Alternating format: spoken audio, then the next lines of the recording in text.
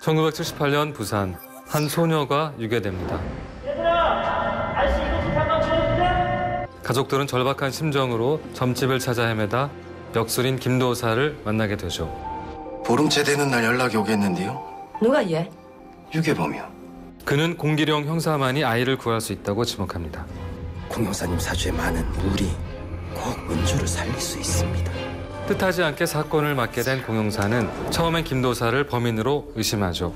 그 하루한테 쓸데없는 소리 하면은 가고 와서 그때 내 강공대로 할게.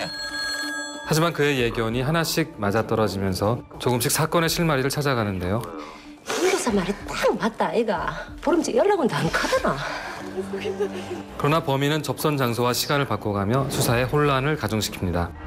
모레 오후 2시까지 만덕터널로 오세요. 서울 지역 형사들까지 합류하게 되지만 범인의 행방은 갈수록 묘연해질 뿐이죠. 모두가 사건을 포기하려 할 때도 끝까지 소신을 버리지 않은 공 형사와 김도사.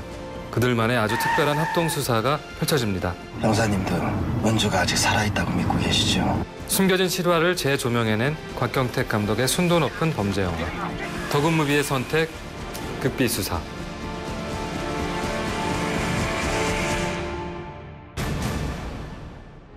안녕하세요. 시네21 편집장 주성철입니다.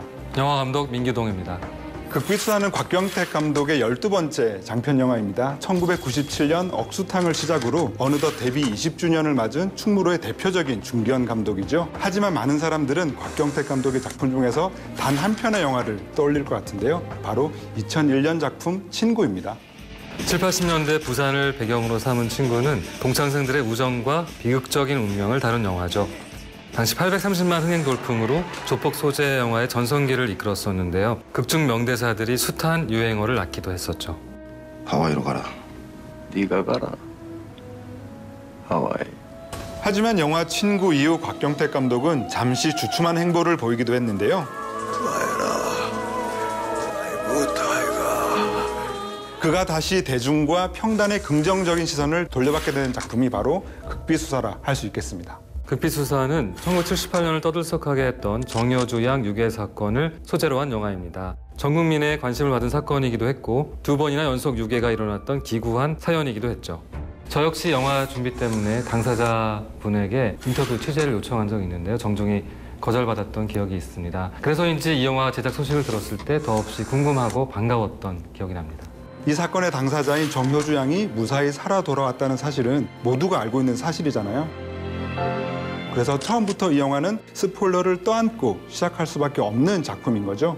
하지만 곽경택 감독은 실화의 결말보다는 이 이야기의 뒤에 숨겨져 있는 인물들의 비화를 아주 촘촘히 엮어내는 데 성공했습니다. 그 주인공이 바로 공길용 형사와 김중산 도사입니다. 너들 그 감흥조 왔어? 내일 몇 시쯤 연락이 오겠노? 10시요. 일반적인 형사 영화에서 볼 수 없는 독특한 조합인데요. 사주라는 비과학적인 영역이 사건 해결에 큰 실마리를 제공한다. 이런 특별한 설정이 오히려 실화가 아니었다면 굉장히 허무맹랑한 코드로 여겨졌을 수 있을 것 같습니다.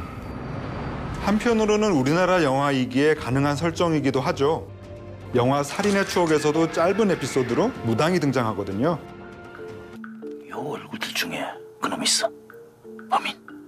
극중 박두만 형사가 범인을 잡고 싶은 마음에 무당을 찾아가는 장면이 나오죠. 부적을 사고 그의 조언에 따라 한밤중의 무덤가에서 절을 올리기도 합니다.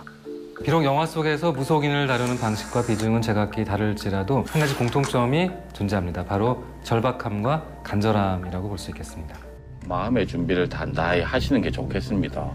언니야가 벌써 눈을 꼭 감아붙다. 아이의 생사를 묻기 위해 수많은 점집을 찾아 헤매던 엄마가 김도사를 선택한 이유는 오직 하나입니다. 유일하게 아이가 살아있다고 말해준 사람이기 때문이죠. 살아있습니까? 우리 은주가. 지가 보기엔 아직 살아있네요. 그런 의미에서 이 작품 속 김도사의 존재는 사건의 미래를 예언하는 초월적인 역할이라기보다는 아이가 안전하다는 믿음을 불어넣는 희망의 끈으로 존재하죠. 말하자면 아이가 안전하다는 그 믿음이 중요한 거죠. 곽경택 감독의 작품 배경으로는 유독 부산이 많이 등장을 합니다. 친구는 부산 출신의 네 남자의 이야기를 다뤘고 주진모 주연의 사랑 역시 걸쭉한 부산 사투리를 구사하는 캐릭터를 주인공으로 내세웠죠. 내가 네 지켜줘도 되나?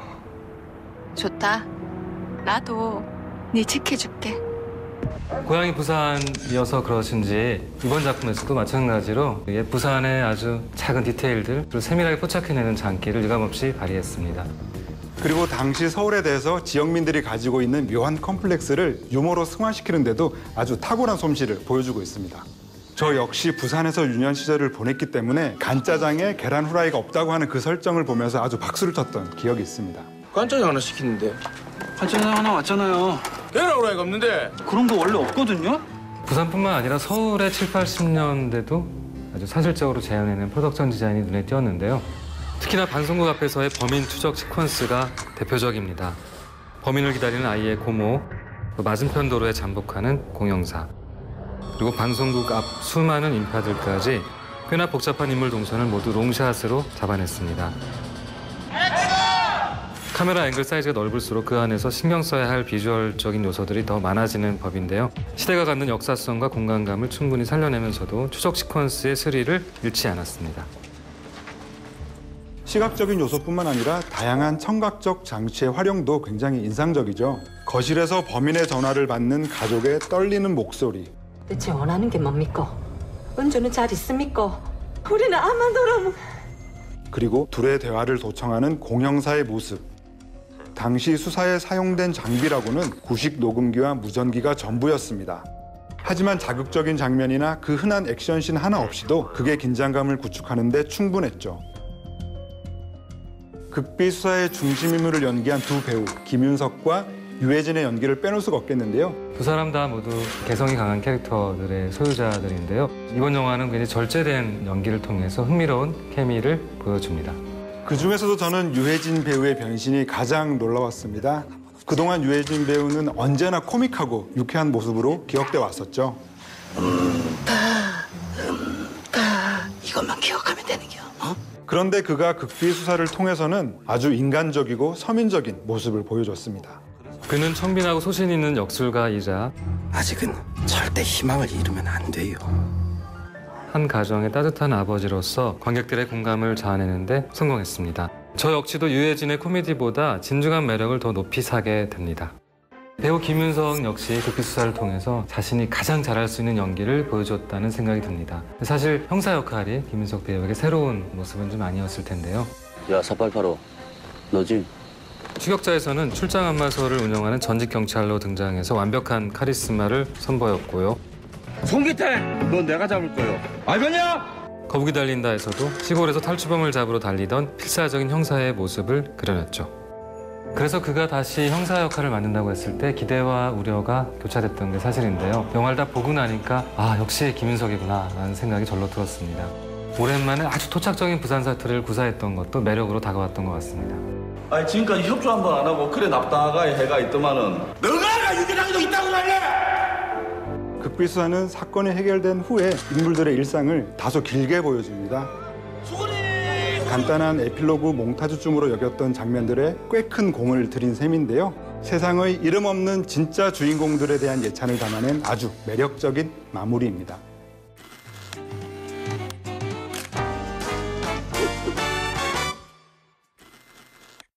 영화 극비수사에 빛나는 한 것은 이 작품의 오프닝 장면입니다. 극비수사는 첫 장면부터 1978년 부산의 모습을 생동감 있게 구현해냅니다. 공영사의 시선으로 그려진 살벌한 시위 현장. 너 주도자로 골목으로 던진다! 김도사의 시선으로 보여진 푸근한 골목 풍경.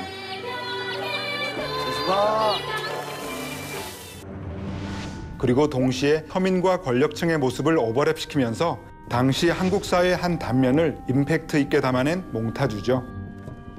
특히나 동요 옹달샘이 묘한 분위기를 자극하면서 그게 미스터리함을 더해준 인상 깊은 대목입니다.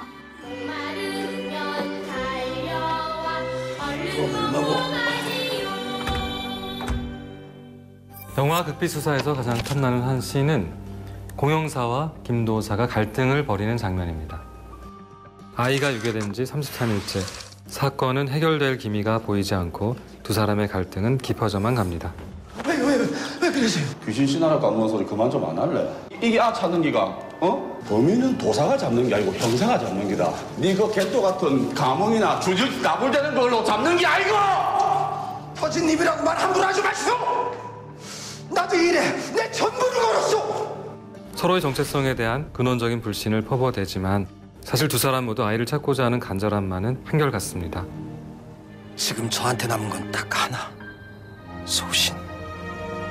그거 하나밖에 없네요. 작품의 메시지를 직접적으로 표출해내면서도 가슴속 깊은 울림을 선사하는 명장면입니다. 영화 극비수사의 다이아몬드 지수는 작품성 80점, 오락성 75점, 스토리 85점, 연기 80점입니다. 형사와 도사가 공조 수사를 했던 7, 80년대 한국 사회의 풍경이 바로 여기 있습니다. 영화 극비수사의 한 줄평입니다. 소신과 뚝심으로 올라선 곽경택의 변곡점.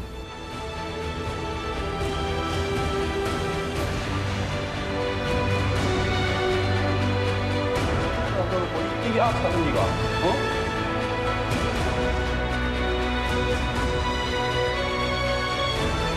지금까지 저희의 선으로 다채롭게 소개해드린 이야기들을 떠올리시면서 채널 CGV에서 방송되는 영화 극비수사 함께 하시죠.